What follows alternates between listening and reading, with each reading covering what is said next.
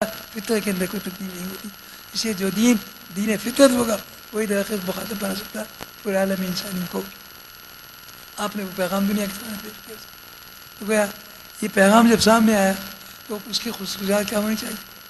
خصوصیات میں یہ کہ آپ کا لائے وہ دین اسلام جو آیا یہ دین رسول اللہ نے دعویٰ کیا اپنے آخری ہونے کا. قدرتی نتیجہ اس کا یہ نہیں کیا کہ آپ جو دین لے کے آئے وہ دین آخر الادیان ہے. جو شریعت لے کر آئے وہ آخر الشرائع ہے. جو کتاب لے کر آئے وہ آخر الکتب ہے. اور جو امت لے کر آئے وہ آخر الامم ہے. آخریت آج تک چل رہی اور قیامت تک چلتی ہے. اس کے اندر ہر چیز کے اندر آخریت موجود ہے. اسی لیے پورے عالم انسانی کو آخری توفیق کا یہ خطاب کیا گیا ہے. اس لیے اس کے جب یہ آخری ہے ظاہر ہے آخریت کا تقاضا یہ ہوتا ہے کہ وہ چیز باقی رہے.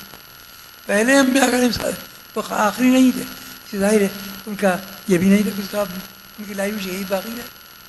شریعتیں بدل گئیں، انبیاء اٹھ گئے، معجزات بھی ختم ہو گئے. آج اگر ابراہیم خلیل نہیں ہے تو آگ کا گلزار بھی نہیں ہے. قلنا یا نور کونی بردن وسلاما. آج اگر موسیٰ کریم اللہ نہیں ہے تو ید ویسا بھی نہیں ہے. آج اگر عیسیٰ روح اللہ نہیں ہے تو اس کے اندر قم بإذن اللہ بھی نہیں. لیکن خاتم الانبیاء محمد صلی اللہ علیہ وسلم تشریف لائے. ظاہر ہے آپ نے آ کے اعلان کیا اپنے ختم نبوت کا اور معجزہ وہ پیش کیا جو قیامت تک اپنی زندگی کو باقی رکھنے کا ذمہ دار بنا قرآن کریم. اس لیے تعارف فرمایا کہ لا تنقضی عجائب اور آخر قرآن کثرت کی رد. اس قرآن کا امتیاز یہ ہے کہ اس کے عجائبات علمی کبھی ختم نہیں ہوں گے اس کے اندر اور یہ کبھی پرانا پڑنے والا ہے. ہر کلام چند مرتبہ سامنے آنے کے بعد اپنی جاذبیت کو ختم کر دیتا ہے. جذابیت ختم ہو جاتی ہے اس کے اندر. لیکن یہ قرآن کلام اللہ ہے اس ظاہر کی جاذبیت کے ختم ہونے کا کوئی سوال ہی پیدا نہیں ہوتا اس کے اندر. اللہ نے آپ کو یہ کلام یہ معجزہ دائمی کی طرف آتا ہے اور تمام کا انبیاء پھر معجزات مادی آئے مادی معجزہ آئے گا ختم ہو کر. آپ کو علمی معجزہ دیا گیا اور علمی معجزہ بھی ایسا کہ 15 صدی کی کا ایک ایک دن اور ایک ایک رات پر گواہی دے رہی ہے کہ اس امت پر عجائبات چاہیے. یہ حیرتناک امت ہے اس کے اندر شکایت پر. لیکن اس کے اندر وہ بھی ہیں جو سخت مزاج ہیں، نرم مزاج ہیں، تہذیبی طور پر الگ. ایشیا میں جائیے، افریقہ میں جائیے، یورپ میں جائیے، امریکہ میں جائیے. ظاہر ہے ان بر اعظم کے اندر رہنے والے مختلف خطوں کے بسنے والے لوگ وہ ہیں کہ یعنی ان کی تہذیبیں الگ، تمدن الگ، زبانیں الگ، کلچر الگ، لباس الگ، کھانے پینے الگ. ان تمام چیزوں سے ذوق پیدا ہوتا ہے، ذوق الگ ہو جاتا ہے. تمام اذواق کو مطمئن کرنا اسلام کی بنیادی خصوصیت ہے کہ عقل انسانی کو وہ مطمئن کرنے کی ذمہ داری لے کر آیا. یہ بنیادی خصوصیت بن جاتی ہے. تو جہاں مطابق فطرت ہے عقل انسانی کا احترام کرتا ہے. العقل حجت من حجج اللہ. عقل انسانی اللہ کے دلائل میں سے ہے. عقل کی خاصیت میں سے یہ ہے کہ وہ احتمالات پیدا کرتی ہے. عقل احتمالات پیدا کرتی ہے. ان احتمالات کے لیے شبہات پیدا ہوتے ہیں، اعتراضات پیدا ہوتے ہیں، تلبیسات پیدا ہوتی ہیں. ظاہر ان اعتراضات کو تلبیسات کو دور کرنا یہ بنیادی ضرورت بن جاتا ہے. کتاب اللہ کو پیش کیا رسول اللہ صلی اللہ علیہ وسلم نے اور ظاہر کہ اپنی جامعیت کے اعتبار سے اپنی معنویت کے اعتبار سے اتنی عظیم کتاب ہے اس پر حکم دیا اس پر تدبر کرو، اس پر غور کرو. صحابہ کرام غور کرتے طبی طور پر غور کرنے کا نتیجہ یہ کرتا کہ شبہات پیدا ہوں، اعتراضات پیدا ہوں، سوالات پیدا ہوں. ظاہر صحابہ ڈرتے تھے ایسے ایسے سوالات ذہن کے اندر پیدا ہوتے کہ جسے وہ سمجھتے کہ ایمان ختم ہو جائے. لیکن آپ نے حکم دیا کہ تدبر کرو، اس لیے کہ آپ جواب دینے کے تیار تھے کیسا بھی سوال پیدا ہو. اور یہ برکت ہے اور خاتمیت کا تقاضا ہے رسول اللہ صلی اللہ علیہ وسلم کہ آپ کے بعد ہر دور میں یہ دعویٰ آج بھی قائم. کتاب اللہ ہر فطرت کا میں پیدا ہونے والے ہر عقل کے اندر پیدا ہونے والے سوالات کا جواب دینے کے آج بھی تیار ہے. اور تاریخ اس پر گواہی دیتی ہے کہ کوئی دور ایسا نہیں گزرا کہ جس میں نئے سوالات، نئے شبہات ہر صدی میں نئے سوالات پیدا ہوئے. اس لیے کہ جب صدی تبدیل ہوئی ظاہر افکار بدلے، نظریات بدلے، تمدن بدلا، خود ہی سوالات بدل گئے. لیکن حق تعالیٰ نے اس دور میں وہی علماء پیدا کیے کہ جنہوں نے ان افکار اور شبہات کا جواب دے کر انسانی کو مطمئن کیا. اور یہ سلسلہ آج تک جاری ہے الحمد للہ. نئے علوم نئے عقائد کتاب میں سے آج بھی نکلتے ہیں، کل تک نکلتے ہیں. 1500 سال کی تاریخ پر گواہی دیتی ہے یہ نئے علوم پیدا ہوتے ہیں. آپ کی کتابیں بنتی ہیں جو حضرات علماء کرام نے علوم نکالے، اس کے اندر حقائق نکالے، معارف نکالے، لطائف نکالے، لائق اس کے اندر نکل ہر صدی میں پیدا ہوتا ہے بات ہے اس کے اندر۔ اس لیے اس کتاب کی جامعیت کے بارے میں کوئی کہنا نہیں کیا۔ اب ظاہر ہے اس کتاب کی جامعیت جب عزت ہے کے اندر کہ اس کی عبارت کے کو دیکھیے تو الگ مفاہیم بے شمار پہ، اشارہ کو دیکھیے تو بے شمار، عبارت ہو، اشارہ ہو، دلالت ہو، اقتضا، بے شمار مفاہیم اس کے اندر نکلتے اور ہر دور کے تقاضے کے مطابق نکلنا ہے اس کے اندر۔ اور آج بھی آ رہے ایک دور آیا کہ محل غور بن گیا لوگوں کے لیے کتاب اللہ، وہ قرآنی دور کا ہے، سوالات قرآن پہ پیدا ہوتے ہیں۔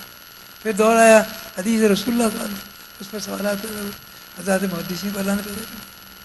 اس کے بعد فقہ آیا، حضرات فقہائے کرام نے کہ قانون کو مرتب کر کے دنیا کے سامنے پہ اس پر سوالات پیدا ہوئے۔ عجمی قومیں اسلام قبول کرنے پر آئیں، اپنے اپنے مذاہب کے تصورات اور کلیات اپنے ساتھ ذہنوں کے اندر لے کر آئے، اس نے ان کے ذہنوں کے اندر سوالات پیدا کیے، شبہات رہتا لیکن حضرات علماء کے ان کو مطمئن کیا اس نے۔ پھر دور آیا عقلی پر عقلیت سننے کا، تو اہل کرام پیدا ہو گئے اس کے کہ دعوی منقولہ پر دائرہ معقولہ قائم کر کے انسانی عقل کو مطمئن کرنے کے لیے، تو کیا جس دائرے کے سے ذریعے سے کتاب اللہ کو نشانہ بنایا گیا، اسی دائرے سے کتاب پڑھی جاتی ہے۔ ایک دور وہ بھی آیا خلفاء عباسیہ کے دور میں کہ جب کہ یونان سے منطق اور فلسفہ آ گیا، منطق اور فلسفے نے آ کر اتنے مسلمات اپنے صغرا کو راکے سے پیدا کر دیا کہ کہا علماء تو بڑے شبہ پیدا ہوتا تھا کہ جو چیز منطق کے مقدمات سے ثابت ہوتی ہے وہ ظاہر ہے اس درجے کے اندر کتاب اللہ ثابت نہیں ہوتی۔ جب علماء کے قلوب میں اس میں شکوک پیدا ہونے شروع ہے کہ ایک مسئلہ پیدا ہو، عوام کا جائے گا۔ اس لیے اختیار امام راضی کو پیدا فرما دیا۔ امام راضی نے جو امت پہ احسان فرمایا وہ یہ کہ اس یونان کی منطق اور فلسفے کو مسلمان کر دیا۔ آج آپ پڑھتے ہیں اسے، لیکن وہ منطق اور فلسفہ آج کتاب اللہ کا خادم ہے۔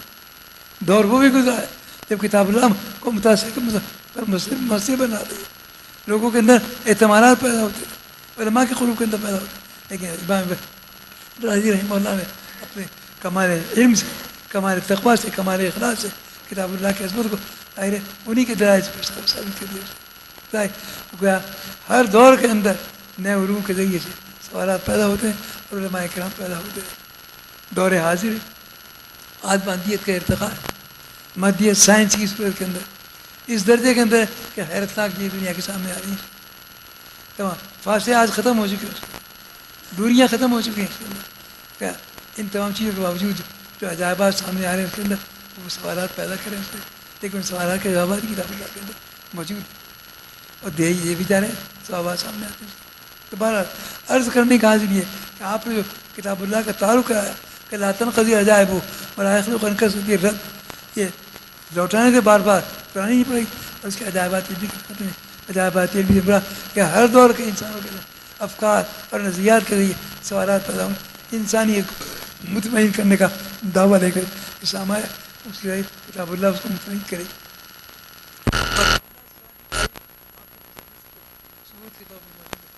آپ بے تکلف دعویٰ کر سکتے ہیں کہ یہ دعویٰ اپنی خبر 100% درست، 100% صحیح اور 100% درست ہے۔ آج بھی جتنے سوالات پیدا ہو رہے ہیں کوئی سوال ایسا نہیں ہے کہ علماء کرام اس کے جواب کے لیے تیار ہو۔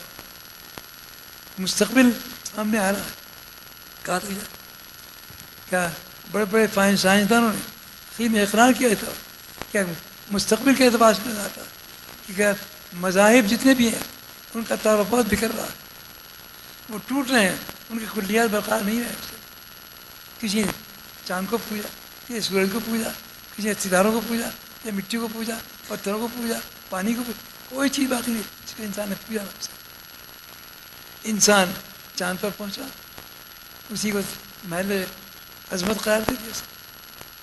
لیکن ظاہر ہے کہ جنہوں نے جن کے پاس وہ موجود ہے کہ جو عرشِ الہی تک جانے والی شخصیت موجود ہے، ان کے چاند تک جانے والی کیا اہمیت ہو سکتی؟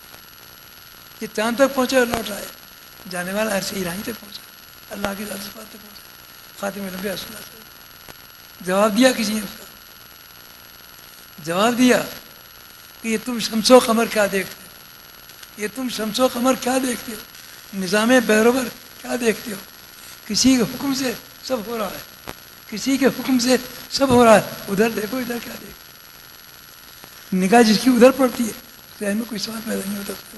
اس کا معنی یہ ہے کہ کتاب اللہ کا تو دائرۂ وسعت علمی کا ظاہر انسان وہاں تک جا نہیں سکتا. آپ کے سوالات کہاں تک جائیں گے؟ آپ اپنی عظمت کے اعتبار سے جائیں گے، آپ خلاؤں میں جائیں گے، فضاؤں میں جائیں گے، ہواؤں میں جائیں گے، لیکن ظاہر وہاں تک جو سوالات پیدا ہو سکتے ہیں. کتاب اللہ بات کرتی ہے عرش الہی تک کی، آسمان و اوپر کی بات کرتی ہے. ظاہر اس کے اندر وہاں پہ پیدا کرتے سوالات کے پانی کہاں دے گی اس کو؟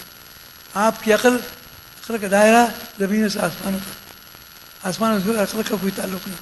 عالم غیب کی کسی عقل سے عقل واقفیت یہ کیا وہ چیز یہ وہیں سے لوٹ آتی ہے. اس کا چاہے چاند تک پہنچے، مریخ تک پہنچے، زحل تک پہنچے، ہم کہتے ہیں سورج تک پہنچ جاؤ، ضرور پڑ جاؤ، لیکن ظاہر ہے کہ سورج کے اندر اس سے آگے بڑھنے کی کوئی ساری پیدا نہیں ہوتی. عقل کا دائرہ اس طریقے تک.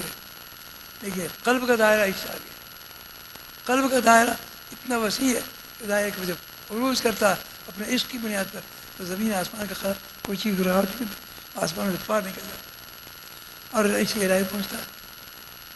اسی لیے انبیاء علیہ السلام قلب انسانی کو مخاطب بناتے ہیں، عقل انسانی کو مخاطب نہیں بناتے. عقل کا دائرہ تو بہت کم ہے، یہ تو آسمان سے نیچے ہی واپس آ جاتی ہے. قلب ہے جو عروج کرتا ہے اس میں صحیح.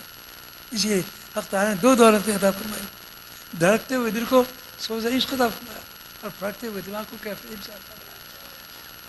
روایات میں فرمایا گیا حق تعالیٰ نے آدم کی تخلیق کے بعد آدم کی کمر پر ہاتھ مارا تو وہ اولاد نکل پڑی جن کے چہروں پر نورانیت تھی تو دنیا کے اندر مومن پن کرانے والے.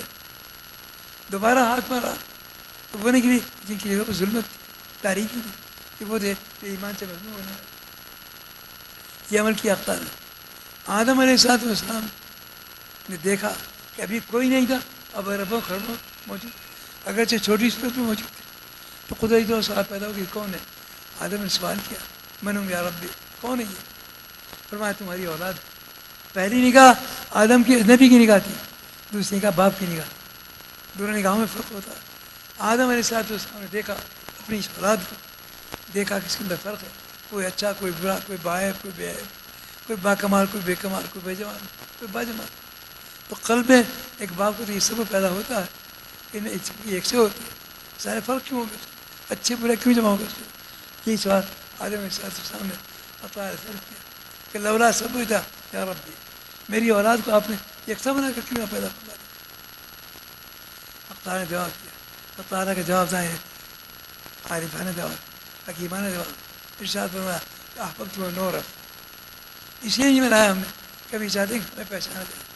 اگر ایک مادے سے تخلیق کرنے میں انسانوں یکساں بنا کر پیدا کر دے، ایک سے ہوتے سب کوئی فرق نہ ہوتا. ہمارا کمال تخلیق نہیں، کمال تخلیق تھا ایک مادے سے انسان، کوئی دو انسان یکساں نہیں ہے اس کے اندر، ظاہر میں باطن میں، صورت شکل ظاہر باطن، امیال و حاطی، جذبات و خیال، ہر چیز کے اندر فرق ہے. یہ اللہ کا کمال نہیں. اور فی انفسکم افلا تبصرون، تم بتائے ہو اللہ کی ایک نشانی بھی نہیں. تو گویا یہ آدم سے خطاب وقت ہے. پھر سوال پیدا ہوا کہ مخلوق اولاد آدم کو نکالا کیوں؟ دوبارہ خطاب کیا تھا تمام اولاد آدم سے. اولاد کوئی پرپس ایسا نہیں انسان کا جس کا اللہ نے خطاب نہ کیا. رب کو دیکھنا اللہ نے خطاب کیا انسانوں سے، ارسطو بربکم، کیا میں تمہارا رب نہیں ہوں؟ وہ انسان جو ایک لمحہ پہلے موجود نہیں تھے، ایک بات وجود ان کا مل گیا، وہ کیسے انکار کر سکتے تھے؟ عقل تھی ان میں، شعور تھا ان میں، لیکن سوال پہلی مرتبہ سامنے آیا، جواب دینے کا نہیں آتا تھا کسی کو. حیرت سے جواب، سوال تو سمجھ لیا، جواب نہیں دیا. فرمایا گیا کہ توفیق یہ رسول اللہ اولاد آدم میں آپ نے سر مبارک اٹھایا کہ بلا ہے یقین آپ اس جواب کو پوری انسانیت سنا. نے کہا قالو بلا، یقین آپ کو اس جواب کے ذریعے پوری کائنات انسانی کا معلم اول بنا دیا کہ انسانی یہ مقام ہے انسانیت. اللہ نے دو چیزیں آپ کو عطا فرمائی. کیوں کیا یہ عمل اس لیے کیا کہ دو چیزیں بطور ہدیہ آپ کو عطا فرمائی، بطور عطیہ عطا فرمائی. ایک یہ کہ اپنا جمال ذات دکھا، حجابات اٹھا کر اپنا جمال ذات دکھا تاکہ آپ کے قلب کو سوزش سے آشنا جائے. اور سوال کیا ارسطو بربکم میں، سوال کے لیے مقصد ہے کہ آپ کے دماغ کو کیفیت علم سے آشنا جائے.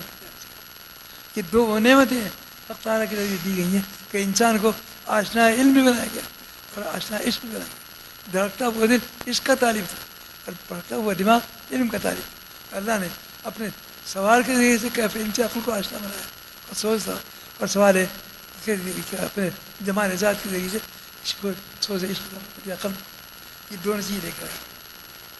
فرق اتنا رکھا کہ دونوں چیزیں آپ صلاحیتیں لے کر آتے ہیں دنیا کے اندر، لیکن آپ کو عشق کے لیے محنت کر